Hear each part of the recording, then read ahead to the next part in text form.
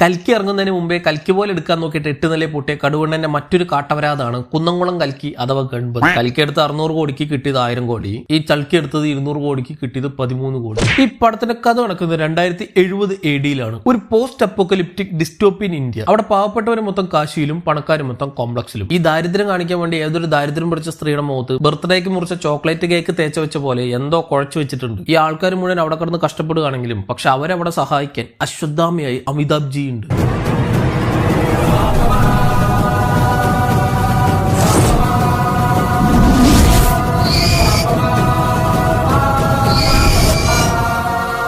ആള് ഇന്നും രാവിലെ തലയെക്കെട്ട് കെട്ടുമ്പോൾ കണ്ണും മറച്ചു കിട്ടും. കൊല്ല ഫ്രീക്കാണ്. പക്ഷേ ഈ കാശിയിലുള്ളവരൊക്കെ തന്നെ കൺട്രോൾ ചെയ്യണത് കോംപ്ലക്സിലുള്ള അൾട്ടിമേറ്റ് വില്ലൻ സുപ്രീം യാസ്കിൻ. ആളുടെ കയ്യിൽ കഴിഞ്ഞ നേരിന് വാങ്ങിച്ചൊരു റോബോട്ട് പുലിയൊക്കെ ഉണ്ട്. ഒന്ന് അമർത്തി കൈകുട്ടി അതിൽ നിന്ന് ലൈറ്റും കത്തും പാട്ടും കേൾക്കും. അയാളുടെ അണ്ടറിൽ വർക്ക് ചെയ്യുന്ന ആളാണ് ജോൺ. അവന്റെ അണ്ടറിൽ വർക്ക് ചെയ്യുന്ന ആളാണ് നമ്മുടെ കടുവണ്ണൻ. ആളൊരു വൻ പ്ലേ ബോയ് ആണ്. എപ്പോഴും ഒരു 10-12 പെമ്പിളേരെങ്കിലും മൂപ്പരുടെ ചുറ്റിനുണ്ടാവും.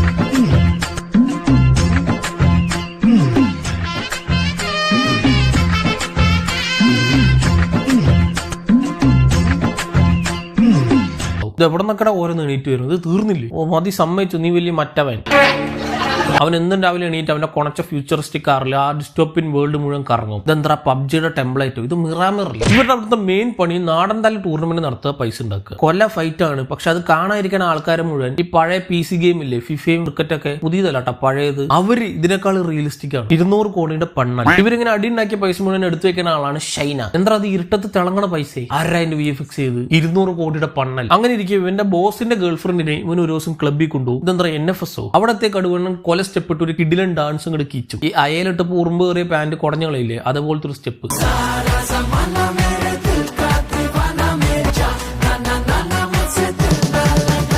എവിടെയോ കണ്ട് മറന്ന പോലെ തോന്നുന്നുണ്ട്.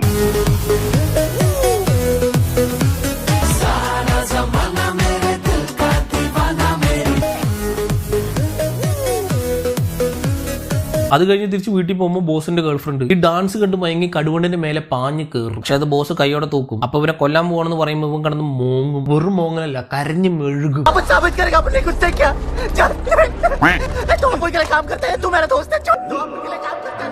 ഇവനാണ് നമ്മുടെ ഹീറോ. എന്നിട്ട് ഈ വില്ലന്മാർ ഐറ്റങ്ങൾ രണ്ടിനും കൊണ്ടുപോയിട്ട് ജീവനോടെ കുഴിച്ചിടും. പക്ഷെ ഈ പണ്ടാരെ ചാവാൻ പ്രകൃതി പോലും സമ്മതിക്കില്ല. പെട്ടെന്ന് അവിടെ ഒരു മഴ. കടുവണ്ണൻ അണ്ടർടേക്കറിനെ പോലെ എണീറ്റ് വരും എന്നൊക്കെയാണ് ഇവന്റെ വിചാരം. പക്ഷെ ഏതോ പെരിച്ചാഴി ഇറങ്ങി വരുന്ന പോലെ ഡിസ്റ്റോപ്പിയൻ വേൾഡിൽ എവിടെ ഓടിട്ട പെര. അങ്ങനെ ഇനി കോംപ്ലക്സിൽ കാല് കുത്താൻ പറ്റൂല എന്ന് മനസ്സിലാക്കി കടുവണ്ണൻ നേരെ കാശിക്ക് പോകും. അവിടെ കടന്ന് കറങ്ങുമ്പോഴാണ് നായിക കൃതിയുടെ വരവ്.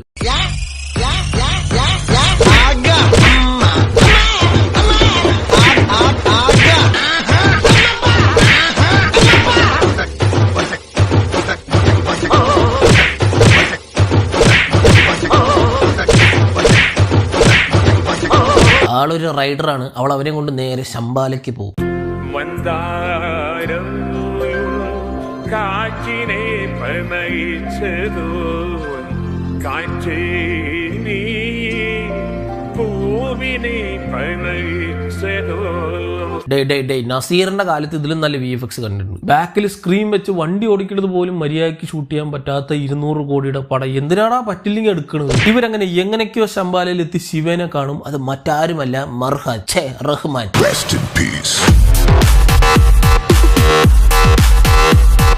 ആള് മെട്രിക്സിലെ മോർഫിയസിന്റെ കട്ട ഫാനാണ്. ഇഡിലൻ ലുക്കാണ് ആൾ. എന്നിട്ട് അവിടുത്തെ അശ്വത്ഥാമയുടെ കഥ പറഞ്ഞു കൊടുക്കും. ഇയാളുടെ അച്ഛനാണ് ബച്ചൻ ആൻഡ് ഇയാളുടെ കൊച്ചനാണ് ഈ മുച്ചൻ. മൂപ്പരായിരുന്നു ആ നാട്ടിലെ നാടൻ തല്ലിന്റെ ഉപജ്ഞാതാവ്. ഇതൊക്കെ കേട്ടിട്ട് നന്നാവെന്ന് വിചാരിച്ചപ്പോ ഇവൻ ആ നാട്ടുകാരെ അവളെയും വെറുപ്പിച്ച് നടക്കും. നാട്ടിൽ നാറിയാണേ കോഴിയാണേ വള്ളിക്കെട്ടാണേ മിന്നും ട്യൂബുലറ്റും സീറോ ബൾബും ഒന്നായവനെ കാലം കണ്ണ് പൊത്തി വെച്ചപ്പോൾ ഉണ്ടായവനെ ഞങ്ങൾ കേണി വെക്കാൻ വന്നവനെ ഇല്ലം മിനാട്ടി ഇല്ലം മിനാട്ടി ഇല്ലം ചുടുവാനായി ജനിച്ചവൻ മിനാട്ടി. ആ നാട്ടുകാർ മുഴുവൻ വിചാരിച്ചിട്ടുണ്ടോ പുലി പണ്ടാരത്തിനെ കൊണ്ടുവരേണ്ടിയിരുന്നില്ല. അവസാനം ഈ വടലയുടെ കാട്ടിക്കൂട്ടിൽ കണ്ട് ഇവനെ പോലെ തന്നെ ഇവർക്കും പ്രാന്താവും. അങ്ങനെ ഒരു ദിവസം ഇവൻ ഇവളെയും കൊണ്ട് കറങ്ങാൻ പോകുമ്പോൾ കുറെ പേര് ഇവളെ വന്ന് തട്ടിക്കൊണ്ടുപോകും. അപ്പൊ അവളെ തിരിച്ചു കിട്ടാൻ വേണ്ടി ഇവൻ നേരെ പോയി കളത്തിലിറങ്ങും. പക്ഷെ അവന്മാരൊക്കെ അടിച്ച് പരത്തി തൂക്കി എറിയും. നിലത്തിട്ട് വലിച്ചുകൊണ്ട് പോകുമ്പോൾ ഇവന്റെ ഒരു പട്ടി ഷോ ഒക്കെ ഉണ്ട്. എന്റെ മോനെ പെറ്റ തള്ള സഹിക്കൂല. സോ അങ്ങനെ ഊക്ക് വാങ്ങി തിരിച്ച് വീട്ടിൽ വന്നപ്പോ റഹ്മാൻ ഇവനെ ട്രെയിൻ ചെയ്യും.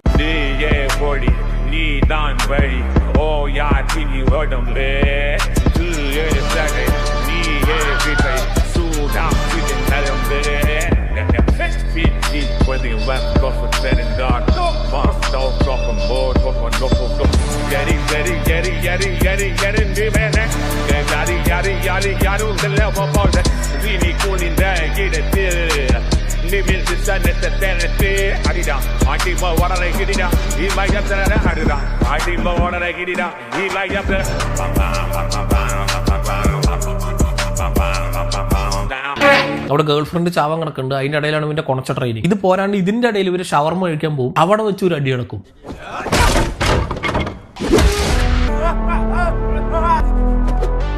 അന്ത്രതി വായിലിട്ടത് അട്ടെ. അങ്ങനെ ട്രെയിനിങ് കഴിഞ്ഞവൻ പിന്നെ അവളെ കിട്ടാൻ വേണ്ടി പോയിട്ട് അടിച്ച് ജയിക്കും. പക്ഷെ അപ്പോഴേക്കും പണ്ട് കോംപ്ലക്സിൽ നിന്ന് ചവിട്ടി പുറത്താക്കിയവർ വരും. അവരെ കണ്ടപ്പോൾ ഇവൻ അവരുടെ കൂടെ പോകും. നാറി അവളെ തേച്ചു. അപ്പൊ അവള് ഡിപ്രഷനിലാവും. അവനാവട്ടെ അവിടെ പോയിട്ട് ഷർട്ട് ഉരുട്ട് ഏതോ തീന്റെ ഉള്ളിൽ കൂടെ നടന്നു വരും. ഈ ചങ്ങായിക്ക് എന്താ പ്രശ്നം? ഷർട്ടിന് വല്ല അലർജിന്റെ ഇടാണ് നടക്കും. നിനക്ക് 4 6 പാക്ക് ഉണ്ടെന്ന് പറഞ്ഞിട്ട് ഇങ്ങനെ ഒരു ഷർട്ട് ഊരാൻ. എന്നിട്ട് അവൻ അവിടെ കിടന്ന് ഒരു കാര്യമില്ലാണ്ട് ഒരു ഡാൻസ് അങ്ങോട്ട് ഗീച്ചും. ഈ ഡാൻസിലെ പാട്ടൊന്ന് ഓർത്ത് വെച്ചോ, പിന്നീട് ആവശ്യം വരും.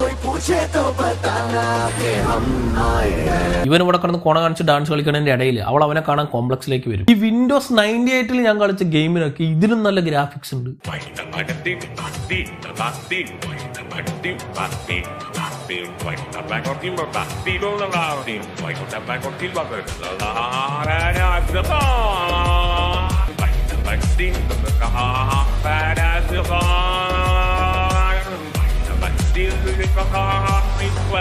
She's a fucking bad, bloody sweet.